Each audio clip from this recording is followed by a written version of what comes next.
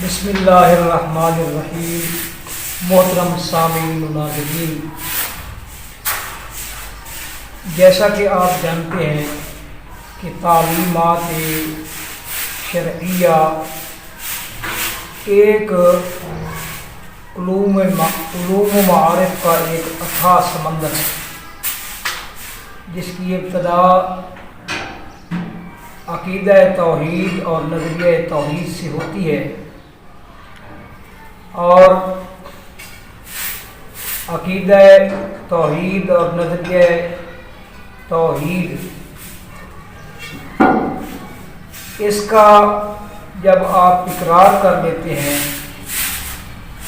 اور اس کے تاج کو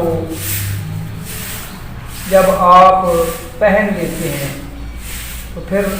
آگے اگلی اور اس سے آگے آسمان سے جو کتابیں نازل کی گئی اس پر ایمان لانا، فرشتوں کے اوپر ایمان لانا، اور اس کے علاوہ اچھی اور بری تقدیر کے اوپر ایمان لانا، پھر آگے عبادات کا سلسلہ شروع ہوتا ہے، اور پھر اس اتھاہ سمندر کے اندر تعلیمات شرعیہ کا جو یہ اتھاہ سمندر ہے، اس کے اندر حقوق العباد اور اس کے علاوہ بہت سی چیزیں، بہت سے مسائل اس کے دامن میں آتے ہیں۔ لیکن ایک بات غور کرنے، ایک موقع جو ہے وہ غور کرنے کا ہے اور توجہ طلب ہے کہ یہ تعلیمات شرعیہ کا جو اتھاہ سمندر ہے، اس کے اندر سب سے زیادہ اہمیت کس چیز کو حاصل ہے؟ اس سوال کا جواب ہم جب قرآن اور حدیث سے تلاش کرتے ہیں تو پتہ چلتا ہے کہ سب سے جو زیادہ اہمیت حاصل ہے ہمارے دین، اس دین اسلام کے اندر اور اس ہماری شریعت کے اندر، وہ ہے معرفت الہی، اللہ تبارک و تعالیٰ کی ذات کی جو معرفت ہے۔ اور پھر یہ معرفت والا جو عنوان ہے اور یہ جو موضوع اور چیپٹر ہے، اس میں بھی یہ چیز قابل توجہ اور لائق توجہ ہے کہ اللہ تبارک و تعالیٰ کے ہاں جو لوگوں کے مراتب ہیں،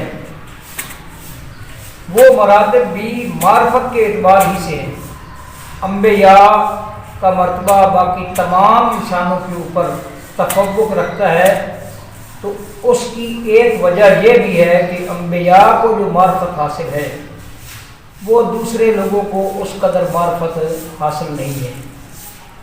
یہ معرفت الہی والا جو موضوع ہے اور یہ چیپٹر جو ہے، یہ ہماری شریعت اور ہمارے دین کے اندر یہ بہت ہی اہمیت کا اور رفعت اور بلندی کا حامل ہے۔ تو آج ہم آپ کے سامنے جو خطبہ، جس خطبے کا آغاز کرنے والے ہیں، حضرت علی رضی اللہ تعالی عنہ کا خطبہ، اس خطبے کا نام اشباہ رکھا گیا ہے۔ اشباہ جو ہے یہ شبہ کی جمع ہے، جس کے معنی ہیں ڈھانچے کے، کیونکہ اس خطبے کے اندر جس کی ابتدا انہوں نے معرفت الہی سے کی ہے، اس خطبے کے اندر آگے چل کر انہوں نے زمین و آسمان کا تذکرہ، ان پیکر ہے محسوس کا تذکرہ جو ہے وہ بڑے ہی زبردست انداز میں کیا ہے، دل کو موہ لینے والے اور پکڑ لینے والے انداز میں۔ پہلے معرفت الہی کا جو ان کا جو ہے نا وہ بیان، جو معرفت الہی کے ساتھ تعلق رکھتا ہے، وہ بھی نہایت ہی دل موہ لینے والا انداز ہے ان کے الفاظ، اور ان لفظوں کے اندر جو گہرائی ہے، جو عماقت ہے، انتہائی شیرینی اور حلاوت والے الفاظ،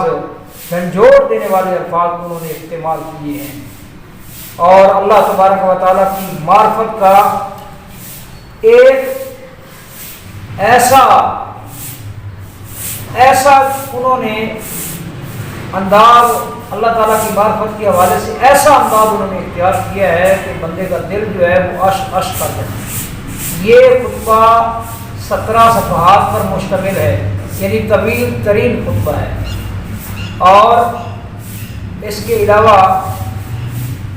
یہ خطبہ یعنی قسط وار ہی آپ کے سامنے پیش کیا جا سکے گا۔ البتہ جب آپ سنیں گے، غور کریں گے، تو آپ کا دل جو ہے وہ گواہی دے گا کہ آفاقی کلام، وحی الہی، قرآن اور حدیث کے بعد اگر کسی نے معرفت الہی کے حوالے سے، اس کو بیان کرنے کے حوالے سے اگر کسی نے حق ادا کیا ہے تو وہ حضرت علی رضی اللہ تعالیٰ عنہ ہی ہیں۔ تو یہ خطبہ ہے وَمِن خُطَبَةٍ لَهُ علیہ السلام تُعْرَفُ بِخُطْبَةِ الْأَشْبَاحِ وَهِيَ مِن جَلَائِلِ خُطَبِهِ۔ یہ خطبہ اشباح کے نام سے پہچانا جاتا ہے، اور یہ حضرت علی رضی اللہ تعالی عنہ کے جو خطبے ہیں ان میں سے بلند پایا خطبہ ہے، بلند پایا خطبات میں سے یہ ایک خطبہ ہے ان کا۔ وَكَانَ سَأَلَهُ سَائِلٌ أَن يَصِفَ اللَّهَ حَتَّى كَأَنَّهُ يَرَاهُ عِيَانًا۔ حضرت علی رضی اللہ تعالی عنہ سے کسی سائل نے سوال کیا تھا کہ آپ اللہ تبارک و تعالیٰ کی اس انداز میں تعریف کریں، اس طرح اللہ تبارک و تعالیٰ کا جو اس کی معرفت کا جو بیان ہے وہ ہمارے سامنے اس طرح رکھیں جس طرح کہ کوئی بندہ اللہ تبارک و تعالیٰ کو آنکھوں سے دیکھ رہا ہو، اس طرح جو ہے وہ آپ اللہ تبارک و تعالیٰ کا ذکر کریں اور اس کی صفت بیان کریں، اور اللہ تبارک و تعالیٰ کی جو جلالت ہے، جو عظمت ہے، اس کا بیان اس طرح کریں۔ فغاضب علیہ السلام لذالک، سائل کے یہ جو ہے نا یہ الفاظ سن کر حضرت علی رضی اللہ تعالی عنہ غضبناک ہوئے، ناراض ہوئے، یعنی سائل نے یہ سوال کیوں کیا ہے کہ اللہ تبارک و تعالیٰ کا جو تعارف ہے وہ اس انداز میں کیا جائے جس طرح کہ کوئی اللہ کو دیکھ رہا ہے، وہ ذات اتنی بلند ہے کہ اس دنیا میں اس کو دیکھا نہیں جا سکتا، تو سائل نے ایسا سوال ہی کیوں کیا ہے؟ پھر انہوں نے اللہ تبارک و تعالیٰ کی جو عظمت ہے، اس کا جو تعارف ہے وہ بیان کرنا شروع کیا، اور اپنے الفاظ کی ابتدا جو ہے وہ انہوں نے ان الفاظ سے کی۔ الحمدللہ الذی لا یغفرہ المنع والجمود، تمام تعریفیں اس اللہ کے لیے ہیں جو فیض و عطا کو روکنے سے مالدار نہیں ہوتا۔ فیض و عطا، اہل کائنات کی جو ضروریات وہ ذات پوری کر رہی ہے، تو اللہ تبارک و تعالی اگر اس سلسلے کو تھما دے اور روک لے تو اس روک دینے سے اللہ تبارک و تعالی کا جو یہ اس سلسلے کو روک دینا ہے، اس سے وہ مالدار نہیں ہوتا، یعنی اس روک دینے سے اس کے خزانوں میں اضافہ نہیں ہوتا۔ وَلَا يُقْضِيهِ الْإِعْطَاءُ وَالْجُودُ، اور اعطاء عطا کرنا، والجود سخاوت اور فیاضی، جود و عطا سے وہ قاصر اور عاجز نہیں آتا۔ اگر وہ روک لے تو اس کے خزانوں میں اضافہ نہیں ہوتا، اور اگر وہ دینا شروع کر دے یا وہ دے رہا ہے، دینے کا جو سلسلہ اس نے شروع کر رکھا ہے، اس لا متناہی سلسلے کے باوجود وہ عاجز کسی موقع پر نہیں آ سکتا اور قاصر نہیں وہ ہو سکتا۔ اللہ اکبر، اللہ وحدہ لا شریک کی معرفت الہی، اللہ تبارک و تعالیٰ کی ذات کے جو لازوال کمالات ہیں ان کو وہ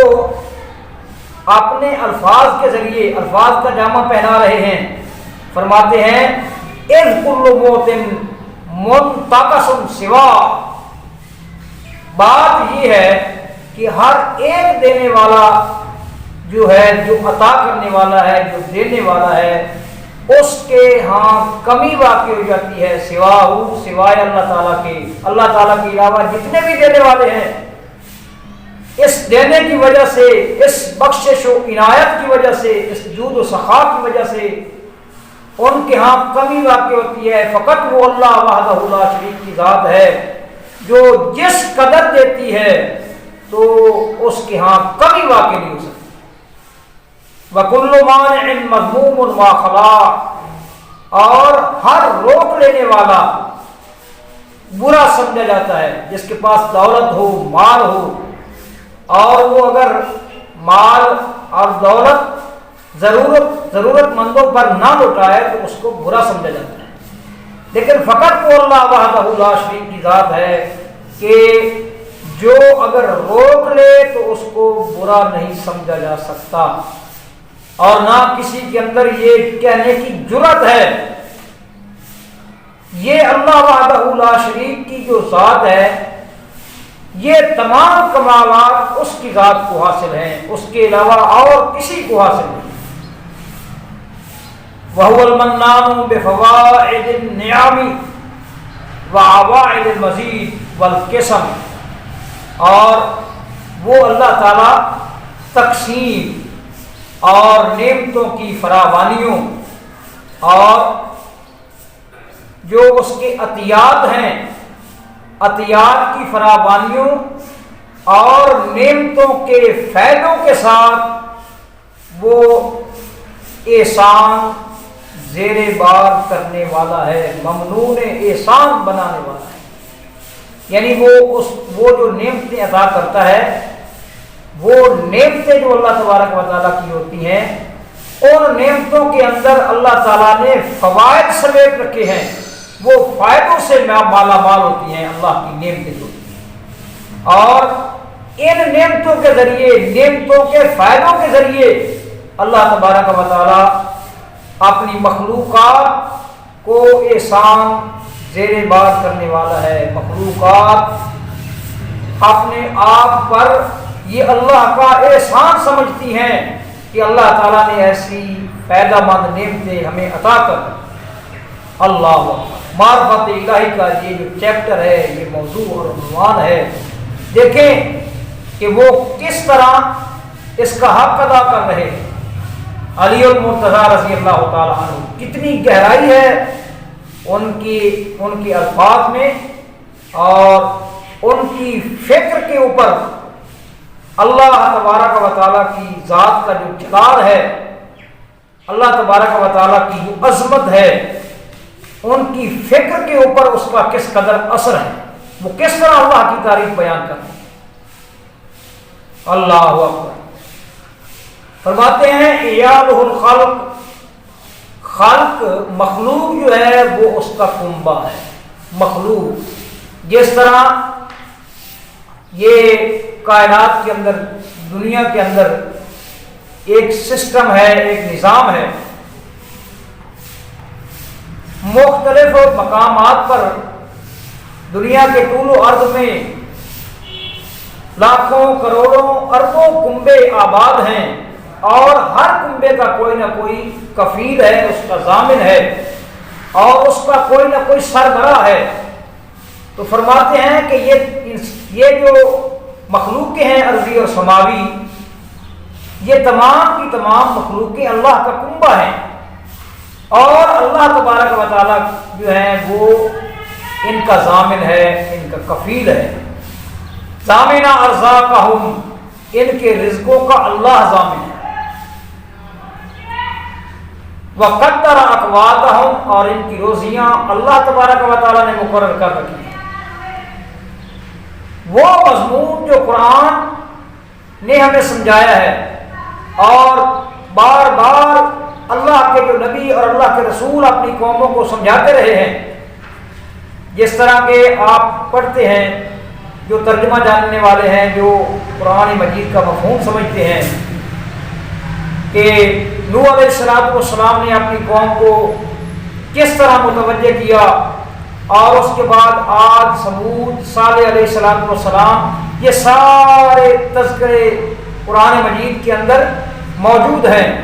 کہ انہوں نے اپنی قوموں کو اللہ تبارک و تعالیٰ کی توحید، اس کی وحدانیت کی طرف بلاتے ہوئے وہ اللہ کی کس طرح صفات بیان کرتے رہے ہیں۔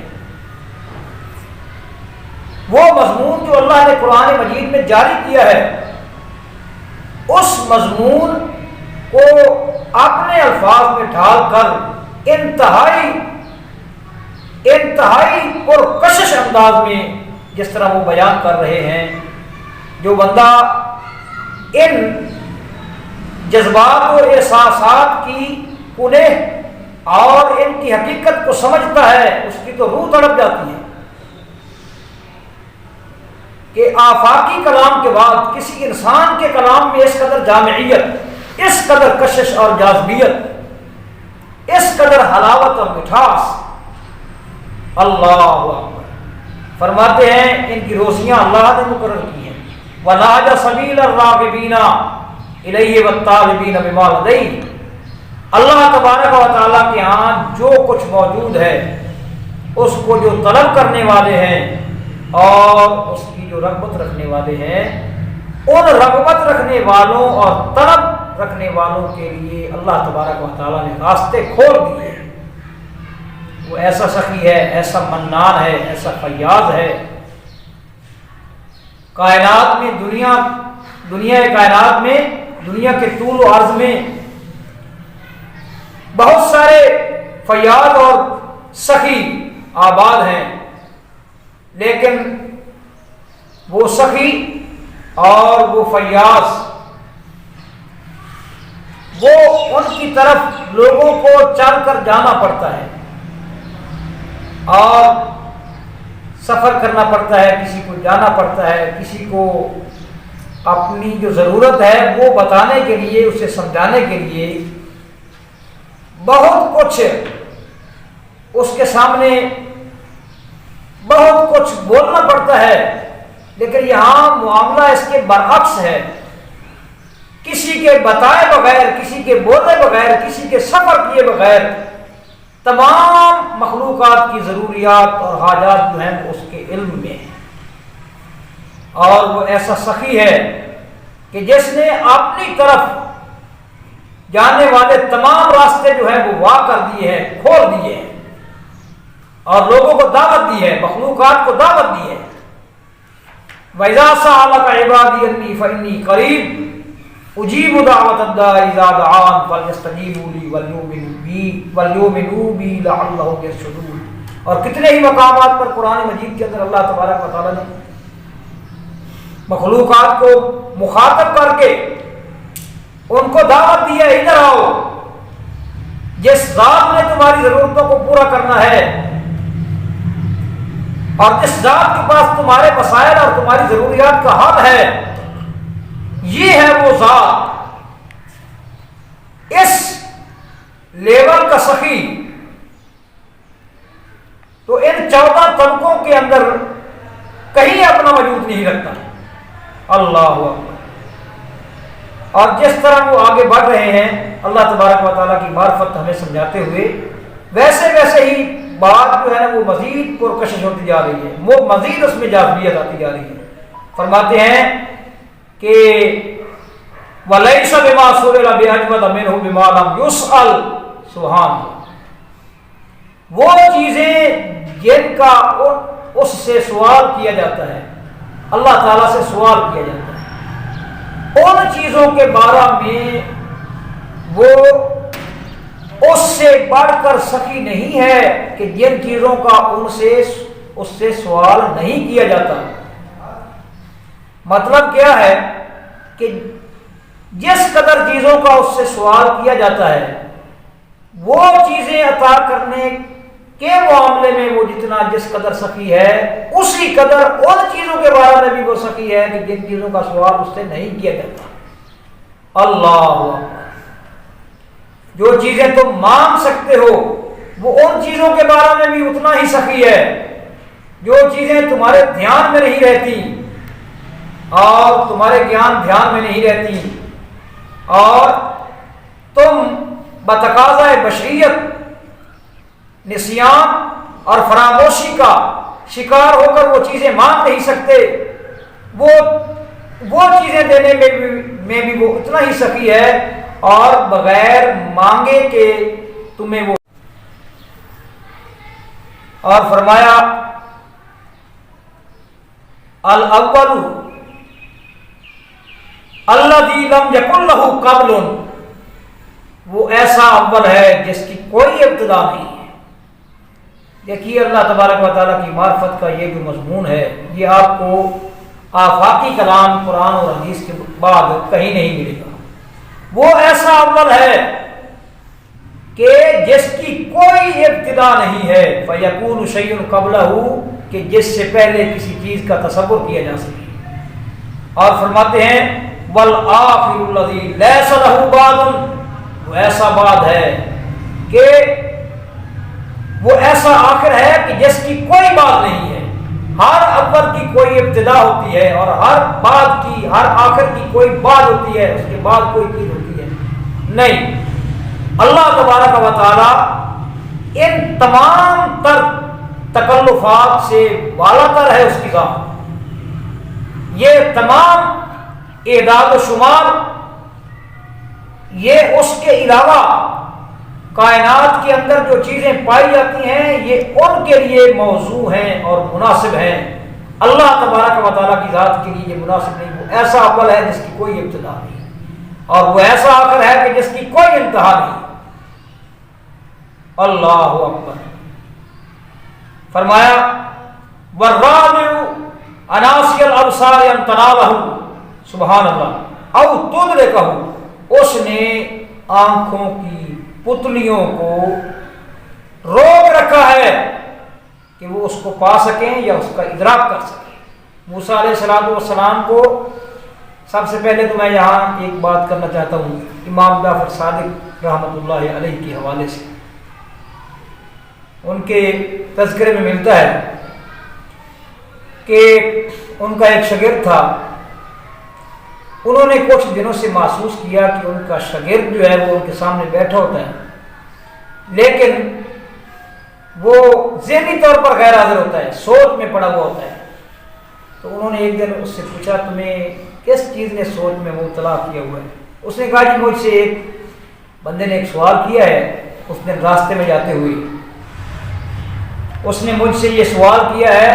تم مسلمان کہتے ہو کہ اللہ تعالیٰ ہر چیز پر قادر ہے، تو کیا اللہ تبارک و تعالیٰ اس چیز پر قادر ہے کہ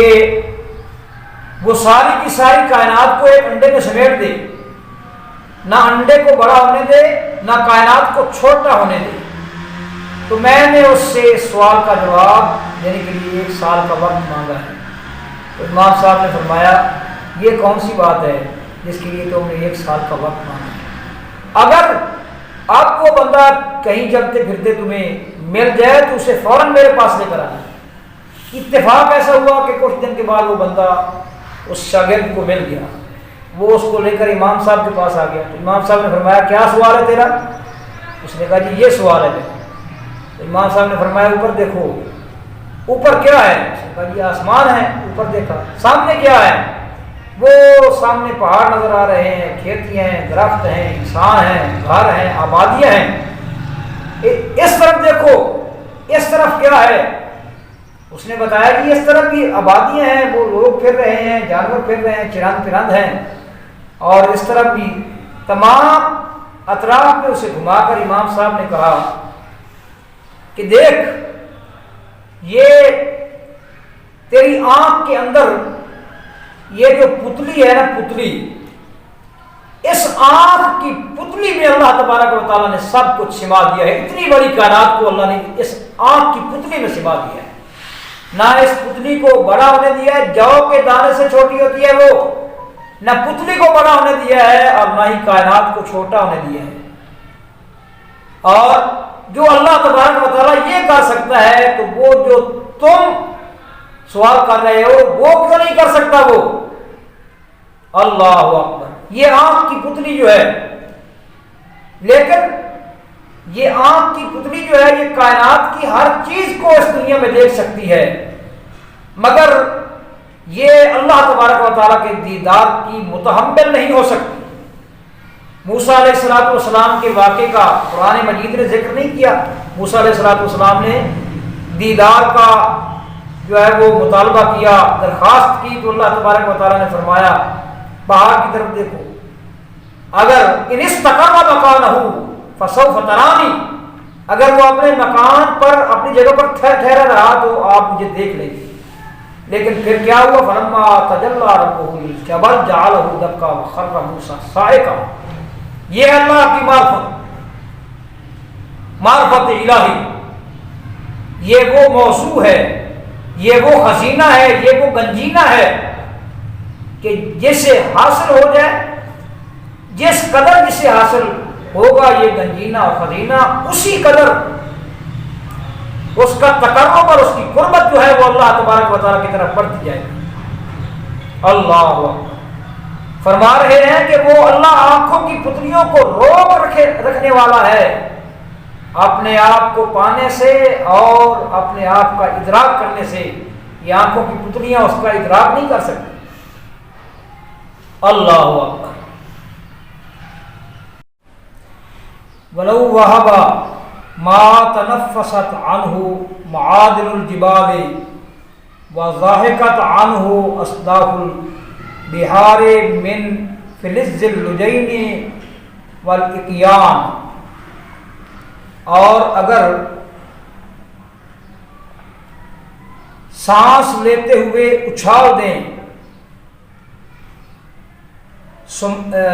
سانس لیتے ہوئے پہاڑوں کے دامن اچھال دیں، اور جو سمندروں کی جو سیپیاں ہیں وہ سونے اور چاندی کی دھاتوں کو اچھال دیں، کھیل کھلاتے ہوئے سونے اور چاندی کی دھاتوں کو جو ہے نا وہ اچھال دیں. وَنُسَارَةِ الدُّرِّ، اور بکھرے ہوئے موتی، وَحَصِيدِ الْمَرْجَانِ، اور مرجان کی کٹی ہوئی شاخیں. مَا أَثَّرَ ذَلِكَ فِي وَجُودِهِ، تو یہ سب کچھ بلکہ جو کچھ پہاڑ اچھال دیتے ہیں سانس لیتے ہوئے، اور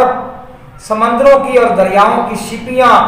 جو کچھ اچھال دیتی ہیں کھیل کھلاتے ہوئے، سونے اور چاندی کی جو دھاتیں ہیں اور جو بکھرے ہوئے موتی ہیں اور جو مرجان کی کٹی ہوئی شاخیں ہیں، یہ سب کچھ ہی بھی اگر اللہ تبارک و تعالیٰ عطا کر دے، مخلوقات میں تقسیم کر دے، مخلوقات کے سپرد کر دے، تو فرماتے ہیں ما اثر ذلک فی وجودہ، تو یہ کچھ اللہ تبارک و تعالیٰ کے وجود میں کوئی کسی قسم کا اثر برپا نہیں کر سکتا، اس کے وجود میں کوئی کسی قسم کا تناقض نہیں آ سکتا، کمی واقع نہیں ہو سکتی. اس کی جو مملکت ہے، اس کے جو لازوال خزانے ہیں، ان خزانوں کے اندر کوئی کسی قسم کی کمی واقع نہیں ہو سکتی.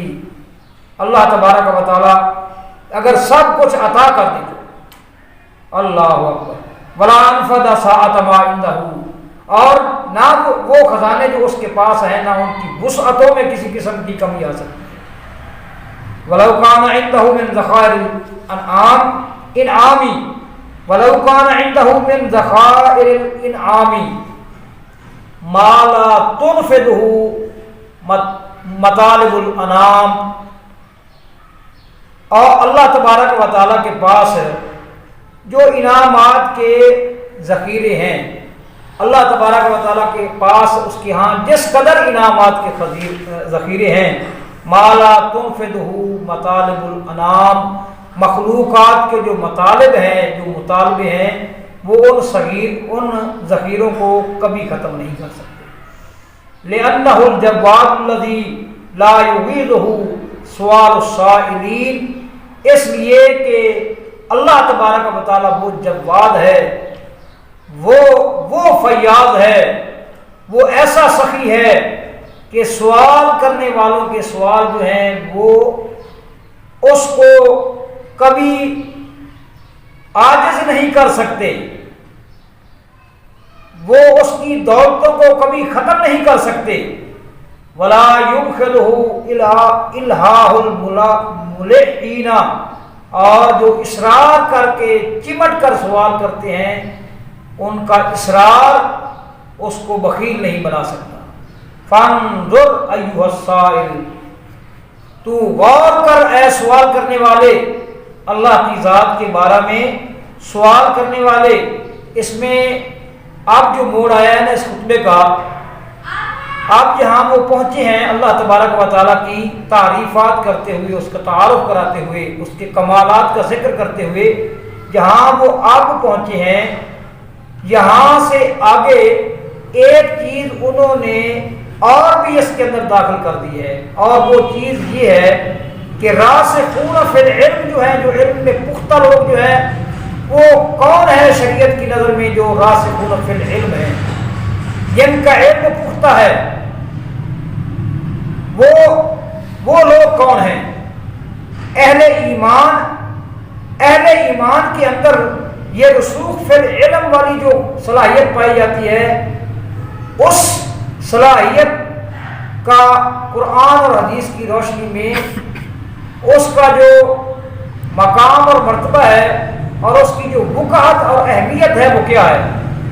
وہ فرماتے ہیں فانظر ایھا السائل فما دلک القرآن علیہ من صفتہ فاتم بہ واستضیء بنور ہدایتہ، اللہ تبارک و تعالیٰ کی نور ہدایت سے کسب فیض کرنے والا، اور اللہ تبارک و تعالیٰ نے قرآن مجید کے اندر اپنی جن صفتوں کے اوپر اللہ تبارک و تعالیٰ نے، اللہ تعالیٰ کے قرآن نے دلالت کی ہے، ان صفتوں کو حضرت علی رضی اللہ تعالیٰ عنہ فرماتے ہیں ان صفتوں کے بارے میں غور کر کہ جن صفتوں کے اوپر اللہ تعالیٰ کے قرآن نے دلالت کی ہے، جو صفتیں اللہ نے قرآن میں اپنی بیان کی ہیں ان کے اوپر غور کر۔ اور وما کلفک الشیطان علمہ مما لیس فی الکتاب علیک فرضہ، اور جس چیز کا تجھے مکلف بنایا ہے شیطان نے، جس کو جاننے کا اور جس کی زحمت اٹھانے کا مکلف تجھے شیطان نے بنایا ہے، اور وہ چیز قرآن میں تیرے اوپر فرض نہیں ہے، قرآن میں تیرے اوپر فرض نہیں ہے۔ کہتے ہیں بلا سنت النبی، اور نہ ہی نبی کریم علیہ السلام کی سنت میں وآلہ وسلم وائمۃ الہدیٰ اصلہ، اور ائمۃ الہدیٰ جو ہیں ان کی سنت میں اس کا اثر نہیں ہے، نبی کریم صلی اللہ تعالیٰ علیہ وسلم کی سنت میں اس کا اثر نہیں ہے، اس کا نام و نشان نہیں ہے، اور قرآن مجید نے ان صفات کا ذکر نہیں کیا، لیکن شیطان تجھے اس طرف لے کر جانا چاہتا ہے۔ تو فرماتے ہیں شیطان کی یہ شیطان جو پٹی تجھے پڑھانا چاہتا ہے، اس پٹی میں اس کے اس فریب میں تو نے نہیں آنا۔ جو کچھ قرآن نے بیان کر دیا ہے اللہ تعالیٰ کی صفات کے ضمن میں، بس اسی پر اکتفا کرنا ہے، اس سے آگے نہیں چلنا، ورنہ یہ مقصد ہے کہ یہ لوگ جو ہے نا، جو اب تشکیکات پیدا کرتے ہیں، وساوس پیدا کرتے ہیں، تو یہ بات ہو رہی تھی کہ وہ فرما رہے ہیں اللہ تبارک و تعالیٰ کی جو صفات اللہ نے قرآن مجید میں بیان کی ہیں، یا جن کا ذکر اللہ کے نبی صلی اللہ تعالیٰ علیہ وسلم کی سنت اور ائمۃ الہدیٰ جو ہدایت کے امام ہیں، جو لوگ ہدایت کے رہنما ہیں، یعنی لوگوں کی ہدایت کی طرف رہنمائی کرنے والے ہیں، ان کے آثار میں اللہ تبارک و تعالیٰ کی جن صفات کا ذکر نہیں ہے ان صفات کا اپنے آپ کو مکلف نہ بناؤ، اپنے آپ کو ان صفات کے متعلق زحمت نہ دو، اور کرنا کیا ہے اس معاملے میں، کرنا کیا ہے فَقِلْ عِلْمَهُ إِلَى اللَّهِ سُبْحَانَهُ، ان صفات کا، وہ صفات جو بیان نہیں کی گئی ان کے علم کو اللہ کے سپرد کر دو۔ یہ ہے راسخون فی العلم کا یہ فیصلہ ہے اور یہ انتخاب ہے۔ ان کو خواہ بخواہ جو ہے وہ ان کو معلوم کرنے کی زحمت میں نہ پڑو۔ یہ شریعت کا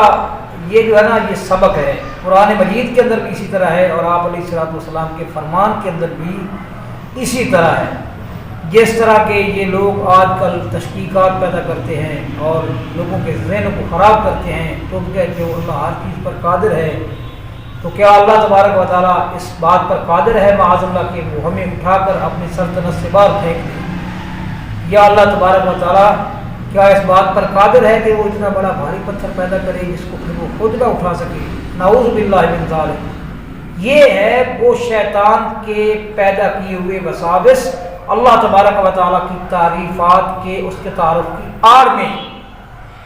جو تعریفیں اور جو صفات اللہ نے قرآن میں بیان کر دی ہیں یا اللہ کے نبی نے بیان کر دی ہیں یا ائمۃ الہدیٰ نے بتا دی ہے،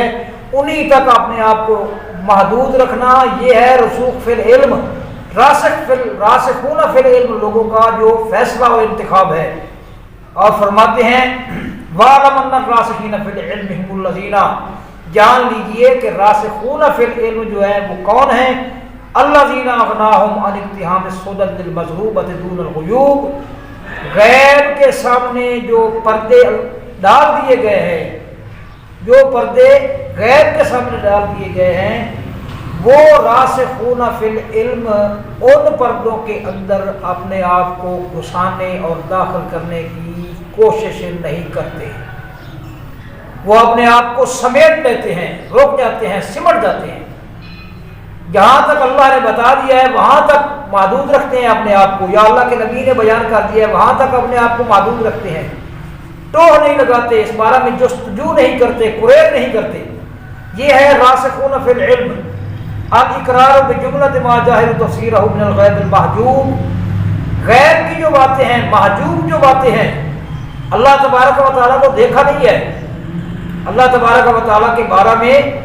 اس کی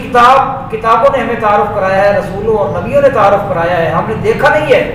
اس کی صفات بیان کی گئی ہیں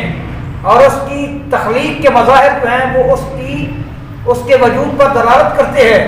اس کو دیکھا نہیں ہے، لیکن جو جہاں تک جو بیان کر دیا گیا ہے اس پر ایمان رکھنا، اس تک اپنے آپ کو محدود رکھنا، یہ ہے علم، اور اس کو کہتے ہیں ہدایت۔ اور معجوب چیزوں کی جو تفسیر، جس تفسیر سے وہ ناواقف ہیں، جنت کا ذکر کر دیا گیا ہے، جہنم کا ذکر کر دیا گیا ہے، برزخ کے اندر عالم برزخ میں عذاب ہوتا ہے، یہ چیزیں تمام کی تمام چیزیں غیب سے تعلق رکھتی ہیں، ان چیزوں کے بارے میں جستجو اور قریب اور ٹوہ نہیں کرنی کہ ان کی کنہ اور حقیقت کیا ہے، نہیں، جو کچھ بیان کر دیا گیا ہے اس پر ایمان رکھنا ہے۔ فرماتے ہیں حضرت علی رضی اللہ تعالیٰ عنہ نے، فرماتے ہیں حضرت علی رضی اللہ تعالیٰ عنہ فَمَادَ اللَّهُ اعْتِرَافًا بِالْعَجْزِ أَن تَنَاوُلِ مَا لَمْ يُحِيطُوا بِهِ عِلْمًا، کس چیز تک ان کا علم نہیں پہنچ سکتا ہے ایمان کا، اس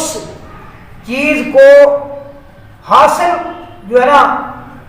حاصل اس جس چیز کا احاطہ ان کا علم نہیں کر سکتا، اس جس چیز کو حاصل کرنے کا احاطہ ان کا علم نہیں کرتا، اسی جو ہے نا وہ اس چیز کی